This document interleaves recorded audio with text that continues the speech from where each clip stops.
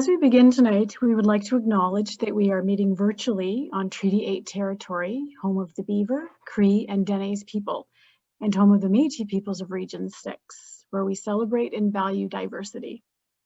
Welcome to the third of 5 virtual councillor forums for the 2021 Town of Peace River municipal election, and thank you for joining us this evening, everyone.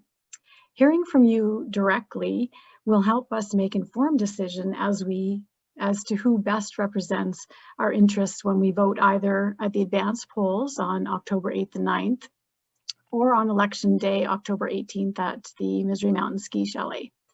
I'm Barb Drummond and my co-moderator is Tony Nickenchuk. As your moderators tonight, we will remain supportive, unbiased, and neutral. We also have Victoria Champion behind the scenes as our virtual technical moderator, and she'll be helping us navigate through the Zoom platform should we have any issues that arrive tonight through the course of our conversation. So don't hesitate to reach out if need be. Victoria will also be recording the sessions and will post the video to the YouTube channel, and we'll provide the link through the Facebook app. At this time, Tony and I would like to first thank Amber Armstrong for spearheading all of these forums and for the other community residents who have graciously agreed to help out to coordinate these events. They've been an important part of the process and they're all committed to improving the Peace River area through active participation and respectful dialogue. Tony will now explain the ground rules and then we will begin. Tony? Perfect, thank you. So go over the ground rules real quick. For each candidate, we ask you to respect each other's answers without interruption. We will provide the time allocated for your response before you are up, so you'll know exactly how much time you have. If your time is close to being up, we will notify you. You should then try to wrap up your comments as quickly as possible. If you continue to go over as a moderator, we may have to intervene. There's the mute button there, but we do encourage you to continue conversation after the forum is over if you'd like. The order of speaking, just so you know, for each segment of the forum was assigned randomly. Please feel comfortable. Consider the next hour community conversation. We're all local residents who are interested in hearing more about you and your plans for Peace River as a councillor. Barb, Victoria, and I are here to encourage you and provide you with the opportunity to get the voters in Peace River to know you. So now to Barb to introduce the candidates and their opening statements. Thank you, Tony. For the opening statements, each candidate will have 3 minutes. We will start with Wanda, then Garrett, and then Chris. Wanda, are you ready? Yes, I am. Okay, you may now begin with your opening statement. You have 3 minutes. Thank you. Thanks to Amber and Victoria. I saw them the other day, and to Tony and Barb for getting everyone involved in these election forums. It's much appreciated from the campaign perspective, but also as a resident, so that I get to see everybody else's campaign speech. Thank you. First of all, I would like to comment on community and business vitality as a standalone topic. The problems that businesses are experiencing have arisen every single election that I have participated in. This is always a hot button topic. It's not going to be an easy fix. Sure, we can try to reduce red tape, but council has to have a willingness to listen to business owners and manage policies that might be obstructionist. That has been suggested, but this topic, I guarantee, will never be resolved. It is evolving. It always has been. Don't let anybody tell you they can come in and solve all the problems of businesses in Peace River. It's complex, and there are a different set of issues for every different sector. So enough said about that. I would like to talk about some initiatives that I would like to work on if I was to get a seat around the town council table. First, regional cooperation. Byron did a great job of explaining what Dawn has been envisioning for over a decade and what the provincial government has been taking stabs at for over a decade. That as a region, we need to look at how we share resources and ideas and money with our neighboring municipalities. Things need to change. Secondly, thinking local. I promote local shopping, local entrepreneurs, local production. It's a very important initiative in this time of change. Strong local economies will be what sustains our town into the future. Peace River is as dependent on our neighbors as we are on them and as they are on us. And together we are stronger and a more viable region. Thirdly, tourism as an economic benefit. The town is a regional service center. And in that capacity, we are a tourism hub. When visitors come to our region, Peace River will often be their destination for services like hotels, restaurants, leisure activities, and shopping. Fourth, green initiatives for a sustainable community. As we look for ways to deal with climate emergency, the federal government and potentially the provincial government will be rolling out grants to help municipalities. Fifth, a return of the town transit. And I'll talk about that more later. And that is it for me. Thank you. Thank you for your opening statements, Wanda. And next, Garrett, are you ready? I'm ready. Excellent. So you have 3 minutes. You may begin. Very good. So my name is Garrett Tomlinson. Many of you will remember me. I was the former Reeve for Northern Sunrise County. I've been a longtime resident of the Peace Region. I came here in 1993 when I was 10 years old. My parents both transferred here. My mom was with the government of Alberta. My dad was with the RCMP. And like many of the others who came, the first look as we drove down the hill when we came to check the town out was what caused us to stay. It was gorgeous, and really it was the place where we knew that we wanted to make a home. I left to go to university back to Lethbridge and then returned to Peace River, where I live here now with my wife and my wonderful kids. Having been in Peace River for the last few years with my kids so that they can access schools and other services, particularly my daughter who's visually impaired, we think it's very important that we're close to the service center for this region. I've been able to see a lot of the issues that have been exacerbated over the last period of time. Professionally, I'm a governance consultant and a business owner, so my job is to consult other governments on how to improve their governance structures and then how to improve their communities on that basis, and I've done that for almost 15 years. People approached me as this election came to fruition here for the town of Peace River and asked if I wouldn't be willing to put my name forward and do the same as a councillor here. And it wasn't an easy decision. My heart is here in the Peace, and I'm confident I could make things better. But the reality is I do have a lot of work on my plate, and I am quite busy. So it was something that I really wanted to make sure that I could affect real change in Peace River. So I sat down and really dug into the previous budgets for the town and looked critically at the situation that we're in to see if there's ways that I thought I could improve by bringing new suggestions and new approaches to the table based on my time at Northern Sunrise as well as my professional career. And the conclusion I came to was that there is. I mean, we do have some issues in spending and issues we can address there. And we also have, a massive revenue shortage that's obvious and apparent, as well as some regional relationship issues that need to be worked on so that we can address some of those revenue issues as well. These are all areas that I'm confident that I can be strong and bring to the table some creative solutions, which is what we need in this town to be sustainable and to really grow to our true potential in Peace River. So thanks to Amber and Barb and Tony and everyone who's put this together. We really appreciate the forum to get this going for us. And I look forward to the questions tonight. Great. Thanks for your opening statement, Garrett. Chris, are you ready? Yep, I'm ready if you guys can hear me. Yeah, you bet. You have 3 minutes. You may begin. Awesome. So I guess for those of you who haven't had the chance to meet me, I'm Chris Johnson. I've been in Peace River for 15 years. I live here with my beautiful family, my wife Thurza, and our 3 daughters, Peyton, Sawyer, and Tesley. We're business owners here in Peace River. We own and operate diverse truck and equipment, so local heavy-duty repair shop next to the airport. Previously, we owned a trucking company called Initial Industries. We had 45 units and had 60 employees at the time. We sold that in 2017 when the economy started to struggle a bit.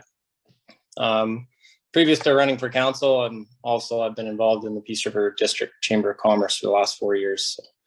So, really enjoyed this campaign so far. It's been pretty great experience for me. The constructive conversations with the other candidates and business owners and residents has reaffirmed the reasons why I've decided to put my name forward. So here are a few of the reasons that I run. So I love our community. I love our people here. We live in one of the most beautiful, resource-rich areas in Canada. Our quality of life is amazing here, which in turn makes for happy people enjoying their lives. The opportunities are endless, and I want to advocate on a greater scale for our community. I want to be part of the decisions to improve the future of our community and for our family. I want my daughters to establish their lives here. I want other families, young adults and children, to put their roots here as well. Look forward to the opportunities and services that our community can offer them. I'm finding that people are leaving our community. People are frustrated, businesses are investing elsewhere, and they don't feel that they can grow here anymore. Lots of businesses have just completely closed altogether as well. This is concerning to me and should be to everyone. Why is this happening? I'm not sure. You know, I have a few reasons. I think maybe what are we doing wrong? We need to ask ourselves these questions, and I've been asking myself a lot. What are we doing wrong? So I want to be part of the solution to address this. I'm extremely optimistic for our community and for what this new council can accomplish, and I'm excited for the questions to come. So thank you for this opportunity. Thank you for your opening statements, Chris. And now to Tony for the moderator questions. Tony? Perfect. Thanks, Barb. And thanks everyone for your opening statements. So there will be 2 moderator questions that were selected from a panel of questions that the candidates were sent beforehand. And then after that, there will be 1 candidate selected question for each candidate that they chose out of a list, or some just chose their own question to highlight their individual strengths. So the next segment will be the series of 2 moderator questions. Each question will be answered by the candidates with 5 minutes allocated for a response. We'll start with Wanda, then Chris, then Garrett. So remember, 5 minutes. The question is, and Wanda, you will be starting, no councillor has expertise in all governance areas. In order to make the best decision, can you outline your process for decision making? Well, having had experience on town council, what I find is we are given information leading up to a decision from the staff. And so we know what the decision is, we know what the question is, and they have gone away to do their homework and find out all the information around it that we need. And they will give us a variety of potential ways that we could go, and they will give us their recommendation. And so I find that not only do I appreciate the information that I get from them, but I also look into my own, I do my own investigation a bit, because I want to know who's involved in that. So for example, we brought in the animal bylaw that allowed chickens, backyard chickens. And the town staff were sent away to investigate, and we also talked to residents. So a couple of residents had really looked into other bylaws in other towns that had allowed backyard chickens. And so when the decision came before us, then I was able to have quite a bit of input into the final decision. So, and I also think that listening to each other around the table, because like Tony said, we're not experts in all areas. And I found that listening to each other, because there was a wide breadth of experience around the table, and I'm sure there will be again. So yeah, it is not, you feel responsible, you're the elected representative, but you feel like when you come out of that, after all of that information and talking about things, that you've come to the right decision. All right, thank you very much for your response, Wanda. Mm-hmm. Okay, Chris, you'll be up next. You will have 5 minutes, and I'll just quickly repeat the question. No councillor has expertise in all governance areas. To make the best decision, please outline your process for decision making. You have 5 minutes. Obviously, there's lots to learn going into a position like this, and the processes involved that are probably already established by prior council. My process, just kind of like how I run my business, I take in the ideas and I gather information. Collaborate with, for us, we're going to have to collaborate with our residents and our businesses if we can. If it's a decision that we can include them in, which I don't believe that there should be many of them, then obviously we have to reach within our resources as council. Collaborate with other municipalities, see what they're doing, gather ideas and information from them and what they're doing to address these decisions. Assess the impacts of the decisions in general. Is it good for our community? Is it going to be impactful in a negative way? We need to assess that. What are the costs associated to it? And research solutions. There's lots of information. Everybody's dealt with something at one point as a council and a municipality, and I don't think there's going to be too many surprises as we get on this board that we can't go through these options to make the decision together. Those are some of the things I would definitely consider with being on council. So. All right, thank you very much for your response, Chris. And next up, Garrett, you'll have 5 minutes. And just real quick, to make the best decision, please outline your process for decision making.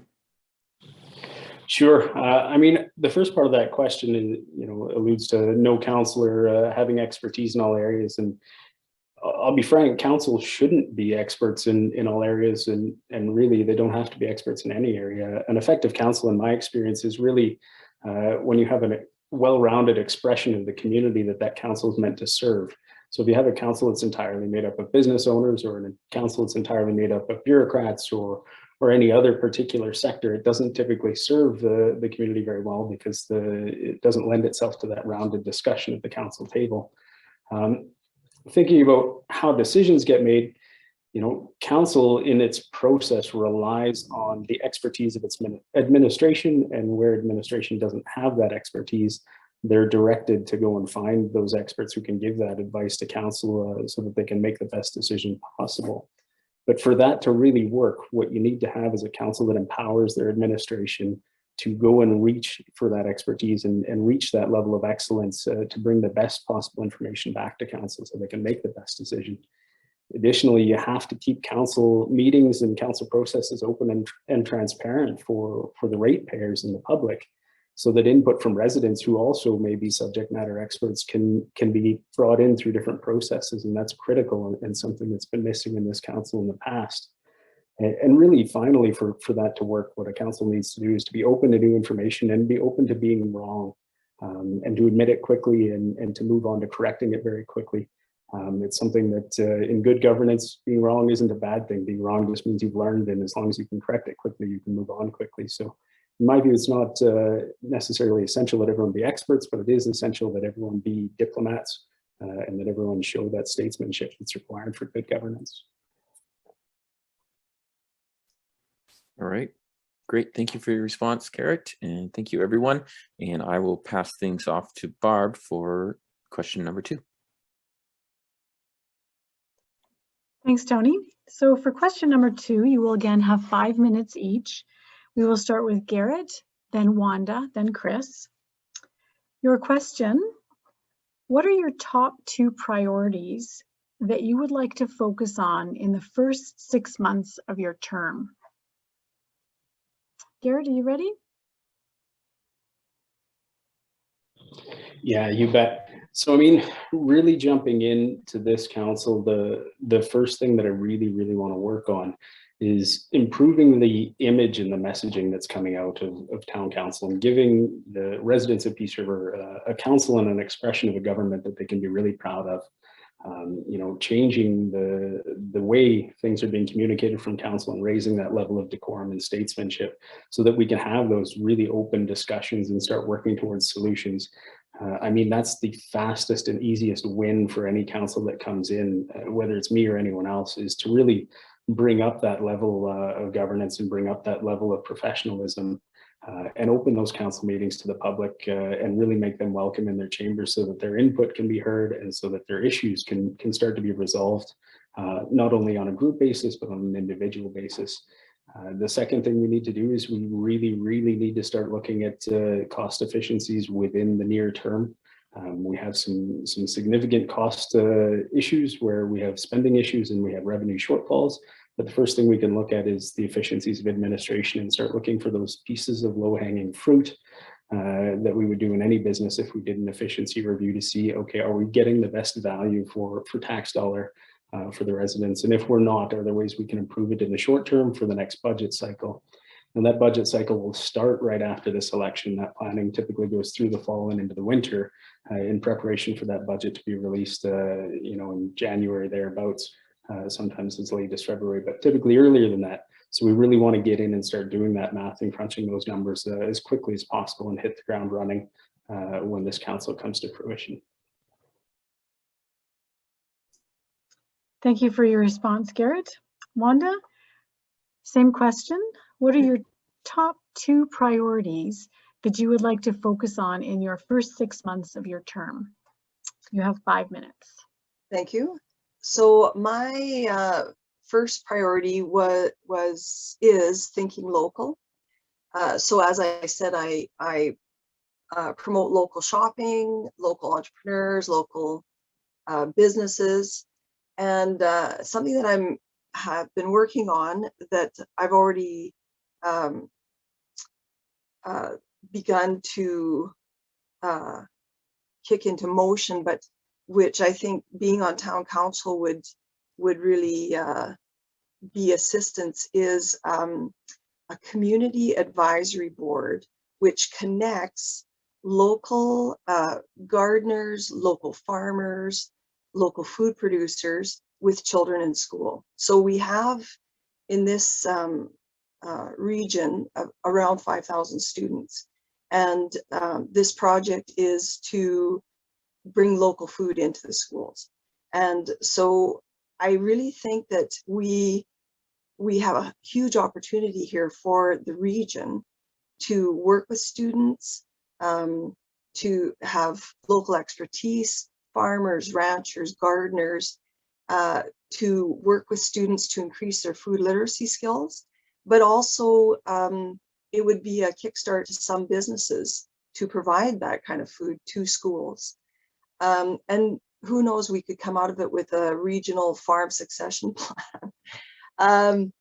So that is one thing. And the second thing that I really think about is tourism. Tourism for Peace River would be a really big shot in the arm, because we have other industries, which Garrett and Chris have pointed out, are not doing so well. But what if we focused on an industry that could, regardless of what goes on, do well?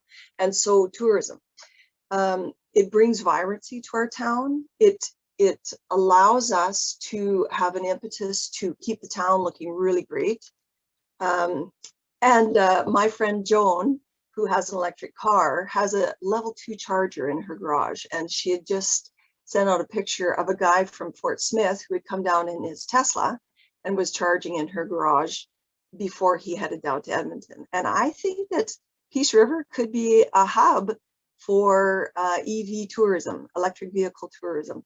And because when people are charging their EVs, and let's remember that in Calgary and Edmonton, there are something like 2,000 and climbing. There are many EVs down south. And if we made it convenient for them to come up here, if we were a hub, they would be here to shop, to eat, to sightsee, enjoy our lovely town.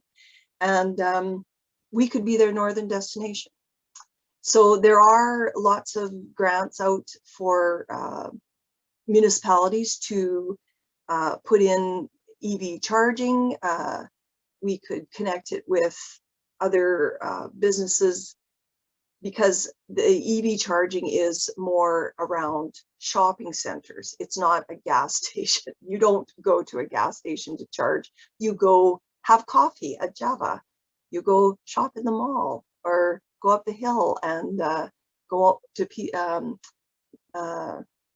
the ski hill. Anyway, so I just think that we have an opportunity, and we should look at new opportunities instead of really worrying about things that are coming and going. I mean, I'm sure that back in the day when the spoke guy, what do you call them, in the tires that they used to use for carts, when those went out of business, I'm sure they wrung their hands and worried about it. But businesses come and go, and I think we need to be on the cusp of what is coming and be ready for that. Thank you. Wanda, thanks for your response. Chris, same question. What are your top 2 priorities that you would like to focus on in the first 6 months of your term? You have 5 minutes. You may begin. So my 2, because I've got a lot. My mind is exploding with ideas for our great community, but the top 2 I've decided, I think, are advocating for businesses, our local businesses, for new business development and investment in our community. And it's a pretty grand scope topic, but I like what Wanda said, start thinking of the future, thinking ahead. What is this town going to need to sustain these businesses and draw people and investment to our community? Electric charging stations for electric vehicles, all these ideas, these are great ideas, right? We need to start thinking about. We need to make the processes easier for the people wanting to do these projects. Review the process procedures and make sure it's working for them. Get some feedback from the people who have already gone through these procedures and see if we can improve it with them. Utilize our clubs in town like Rotaract, Rotary, and Chamber of Commerce, because these guys are in touch with our business community, and they can feed us information that would be very valuable to us to grow the businesses and find investment. All of this stuff brings new people here. We got to focus on new housing. We need new subdivisions. We need new buildings, and people are drawn to modern communities. And I think we have an opportunity and we can find opportunities to get some of these things happening in our community. Lots of things like drawing in our, the agriculture industry. We don't have any implement dealers here. We don't have any real support for our farming communities. They kind of go to other towns. So few ideas there for businesses and development. The next big one is the communication and building trust back in our community with our residents and businesses. I think we're missing something. We've missed something in the last little while, and I've been hearing a lot of frustration from the residents, and they're just not feeling like the town has been listening. And I don't blame our council for that, but I think that there's ways that we can improve our communication and involve everybody, including our business community and the residents, such as let's reduce some in-camera sessions with our council. Let's be open and transparent and make sure that people know what we're talking about behind the scenes. I mean, there's going to be times where there's going to be sensitive information, and we have to obviously be conscious of VoIP and all that, but build trust that way. Open up the communications, have some town halls, have roundtables, put out surveys. Let's get some information coming back from our community and listen to them. Find ways to address issues if we can, and collaborate together as a community. Those are my 2. Chris, thank you for your response. Now over to Tony for the candidate selected questions. Tony? Perfect. Thanks, Barb. And thanks everyone for your responses. The next questions will be candidate selected questions. So we wanted to give the candidates an opportunity to choose a question that would highlight their strengths and show their platform to voters. So we will ask those questions now. We'll start with Chris, then Wanda, then Garrett, and you will again have 5 minutes for your responses. Chris, your selected question was, what are the top 3 areas that need improvement in Peace River and why? You have 5 minutes. So my 3 areas, economy, transparency, and administration. Those are the 3 that I feel as though are very, very important. Always things that can be worked on, no matter what council's been involved. I'm sure they've had very optimistic insight to these 3 things, but so our economy, it drives everything. It's the jobs, the businesses, it affects the quality of life that we all enjoy here. Our economy it's been struggling. So for many reasons, obviously, oil patch and, struggling farms, and, the environment doesn't help that, but we need to support the current businesses we have here. They provide the careers and the jobs that attract the people that come to our community. So they're the ones that give the money and the time and the services to our organizations and our community and support them. So I feel like we need to support them and improve our relationships with them as a town council. Communication and including them in the ideas that they may have to develop our community and grow it, I think is super important. Get them involved. Let's listen to them. They're the ones that have all the creative ideas, building businesses and improving their own. So I think they'll have some great ideas for our community.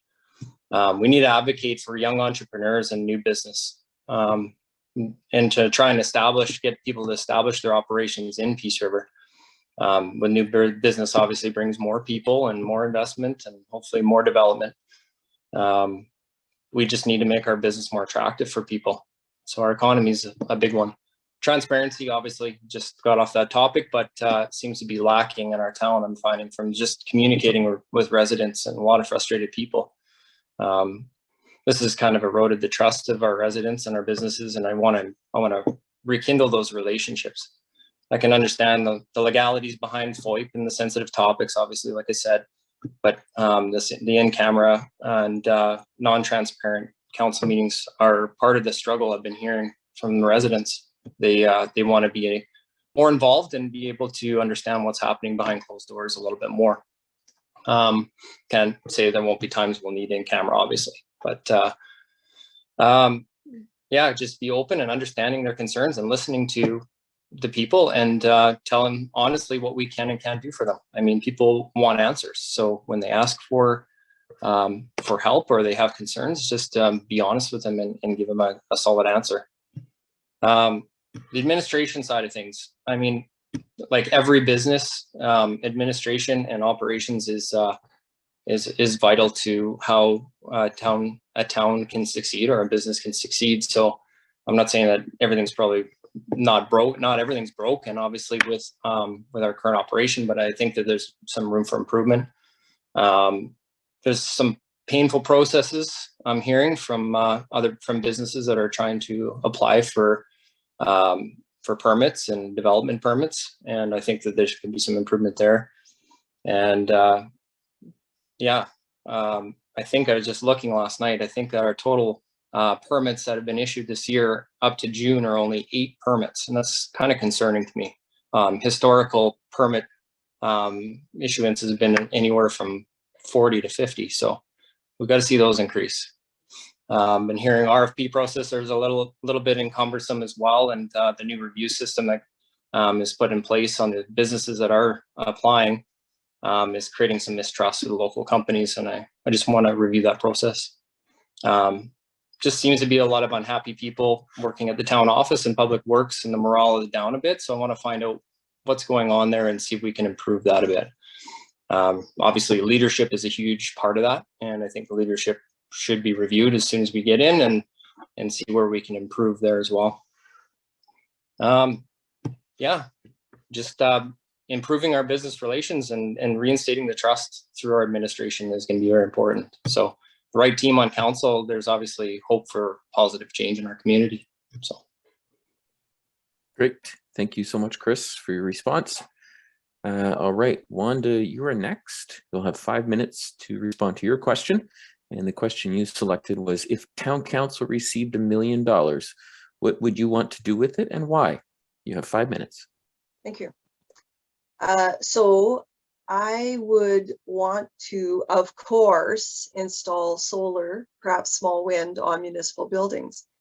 And I would use that $1 million to leverage other grants and loans, because I know that with the climate emergency, the federal government is going to be coming out with grants for municipalities to green their operations and to transition to alternatives. And we should take advantage of them and install even more. So I want to talk about Hudson Hope. Hudson Hope was in 2016 used their gas tax and their strategic priorities fund, and they got $1.35 million to put in over 500 kilowatts of solar on their municipal buildings. So on their water treatment plant, their town office, their shop, and the pool. And I think there was another one. Anyway, so they had put in this 510 kilowatt system, and it's grid tied, and they are not quite net zero, but it's between 50% to 75% of their electrical draw. Well, in BC, that doesn't make a heck of a big difference. In Alberta, that does, because in Alberta, we pay transmission and distribution on all of our kilowatts that we use off the grid. So the town could save not only the cost of our electricity, but also the transmission and distribution on that electricity if we were to produce our own electricity. We're going to be experiencing more effects of the changing climate.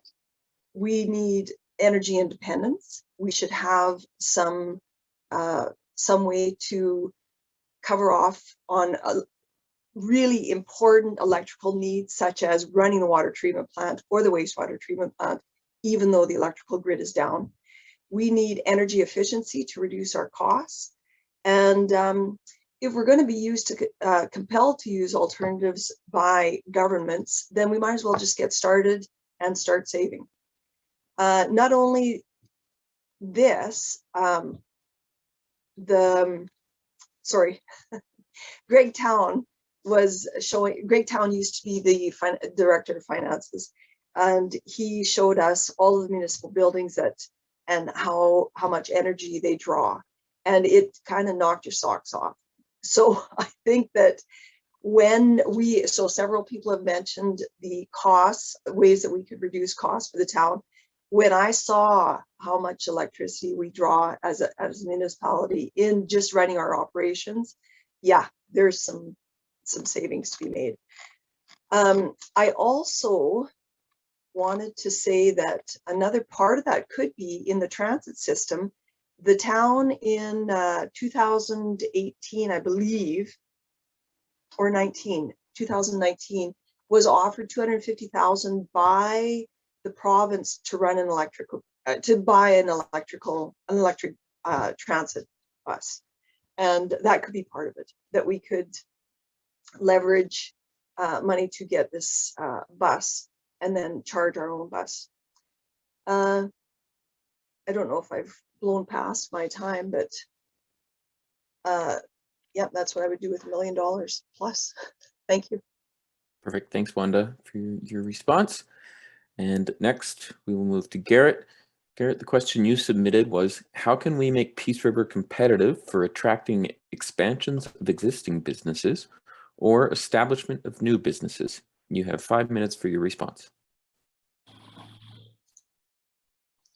Great. And I want to say thank you to Gary, who really put this question front and center, because it is, it's a critical question that Peace River faces right now. Economic development is the fundamental element that underpins the town of Peace River's sustainability or lack thereof over the next decade. Residential taxation as a revenue stream for the town has largely reached or eclipsed its upper limit. People genuinely cannot afford to pay more than they're paying right now. Those high prices have become a barrier to residential growth. They're causing devaluation in assessment, and overall that reduces revenue, which sends us in the wrong direction. The town is rapidly approaching its legislative debt ceiling, which is mandated by the province. So eventually we won't be able to borrow our way out of this any further. So, I mean, the only way to maintain the town of Peace River as a viable community in the long term is to grow that non-residential assessment one way or another. I mean, to do that, we really have to change the approach of council and administration and start regarding commercial property in the town as the town's product. We have to regard our neighboring municipalities as our competitors. Right now, the town's product is more expensive as a result of high offsite development levies, high costs for utilities, and higher than the neighboring municipalities' tax rates. So, I mean, to fix that and to spur growth, we really need to do three things, in my view.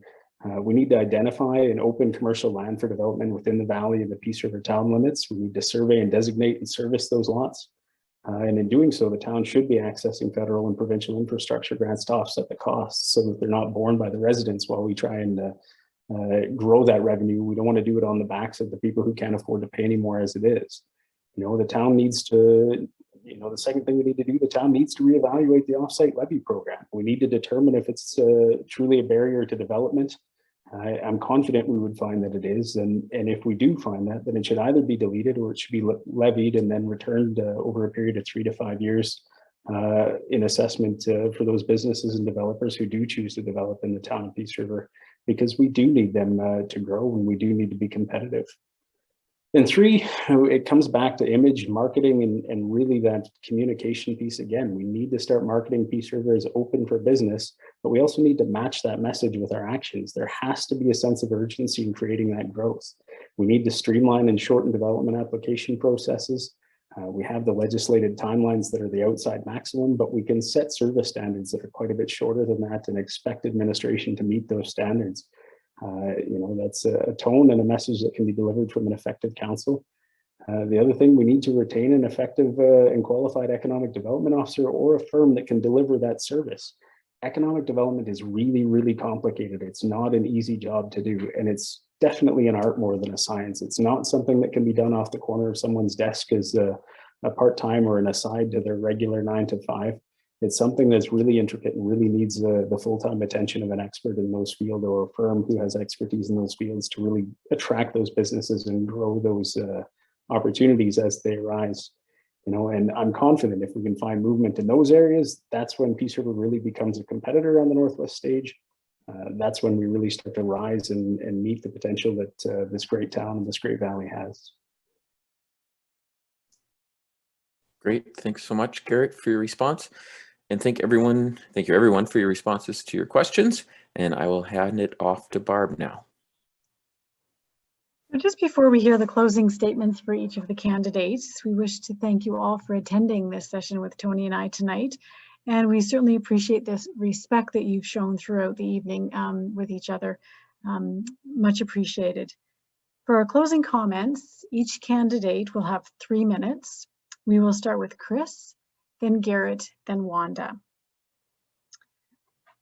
Chris, are you ready?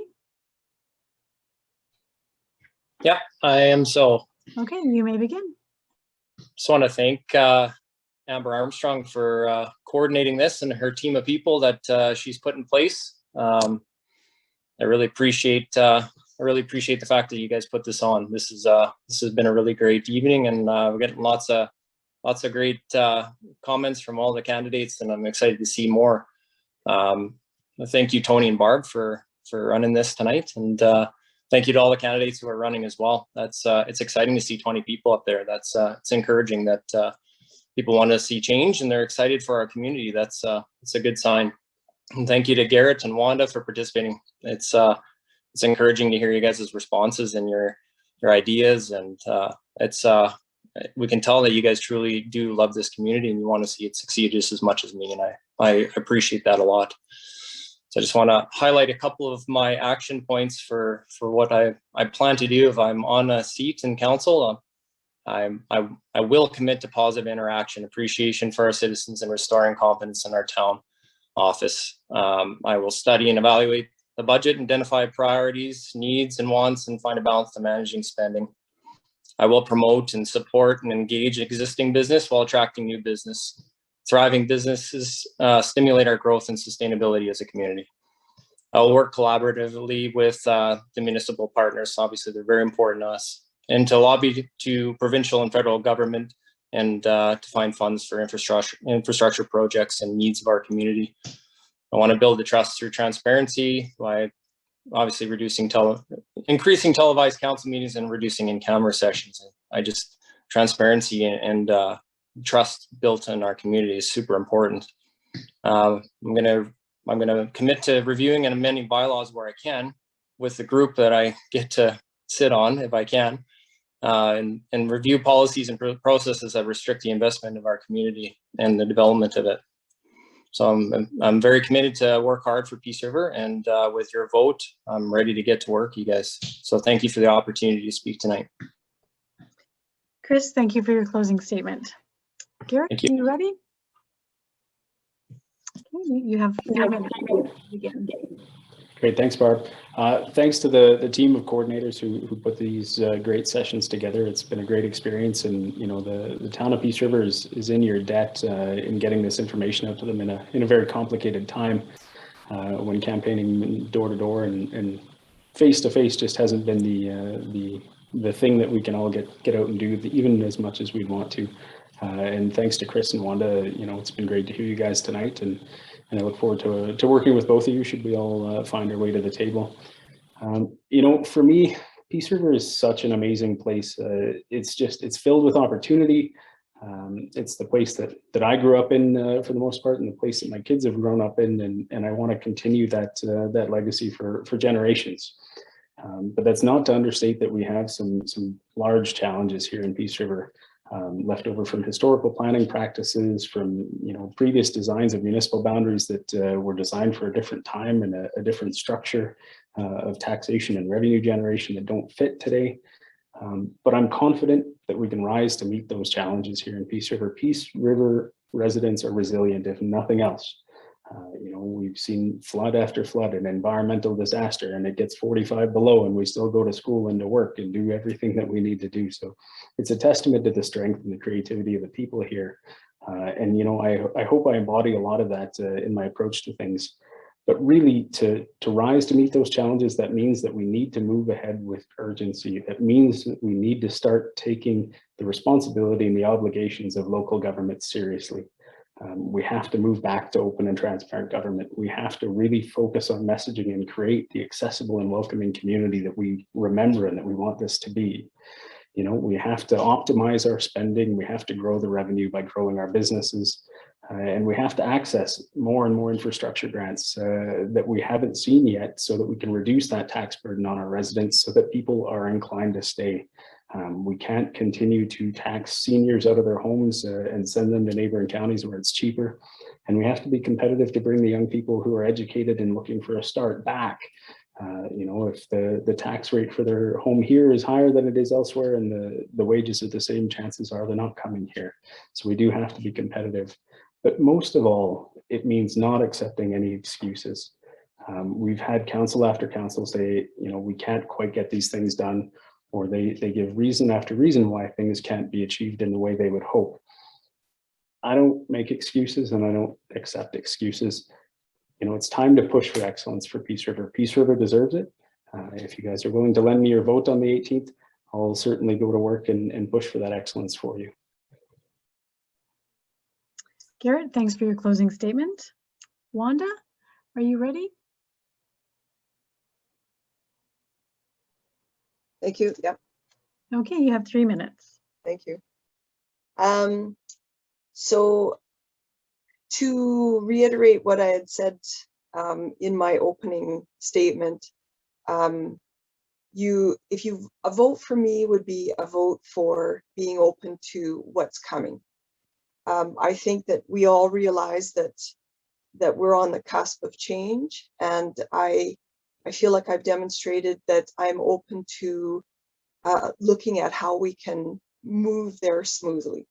And I know that people know that I'm tenacious, but I'm also very patient. And I've been through a few of the things that we have brought to town that I think have demonstrated I'll just stick to it. I have a dream, and I think that people know that if I'm working on something, by God, it's very likely it's going to come to fruition. So I want to assure people that, yeah, I have the time, and I have said I would like to see transit back. I'd like to see alternative energies. I'd like to see us be a hub that is inviting for tourists, and a place that people are happy to bring their businesses to and their families. And we have such potential here. I mean, all three of us speaking tonight know and love what this place has to offer. It's a great place to live. It's a great place to do business. So don't be worried about change. I feel like your town is in good hands. And yeah, I just feel like I'd just like to reiterate what Shelley said the other night. It doesn't matter who you're voting for. Get out and vote. That's what matters. So everybody, I hope to see you at the polls. And thanks again to the organizing committee. It was much appreciated that you do this for us and for everybody. Thank you. Wanda, thank you for your closing statement. And now over to Tony. All right, perfect. Thanks, Barb. And so I'll just kind of say a bit of a goodbye and a wrap up.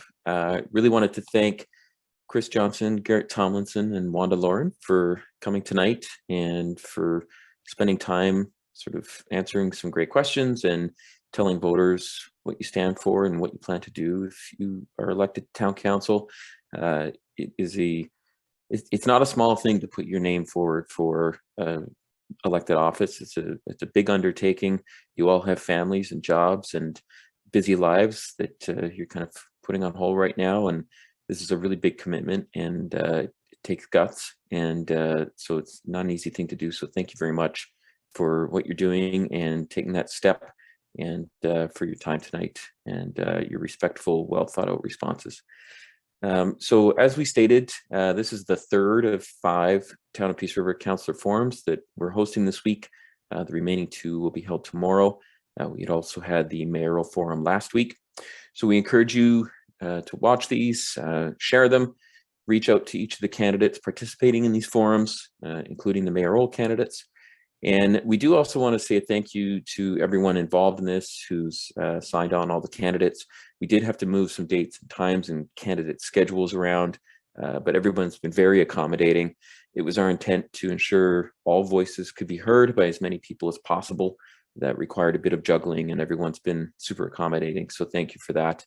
And finally, of course, just encourage all our residents to get out and vote. You can vote this weekend, actually, at the advanced polls on the 8th and 9th. Or on the day of elections, October 18th.